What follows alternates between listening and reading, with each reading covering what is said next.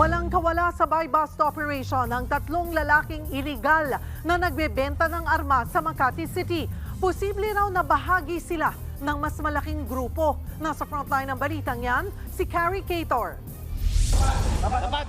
Bistado ang tatlong lalaki sa iligal na pagbebenta ng armas sa Makati City.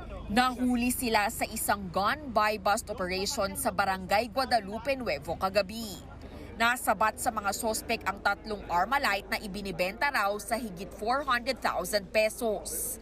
Ayon sa mga otoridad, kailangan ng special permit at hindi basta-bastang nakukuha ang ganyang armas. Nakumpiska rin ang ilang pistol, magazine at bala. Paso na raw ang lisensya ng mga yan. May mga nakuha ring ID kung saan napag-alamang taga-media ang isa sa mga sospek. Actually, member talaga siya ng press. May ID ng as government employee, pero we have checked it sa records, fake yung kanyang ID. Batay sa investigasyon, may mga naunang transaksyon na rin ang mga sospek. Posible raw na may iba pa silang kasama sa grupo sa labas ng Metro Manila at Cavite kung saan umano sila kumukuha ng armas. Itinanggi naman ng isa sa mga sospek ang krimen. Wala kami ginagawang masama.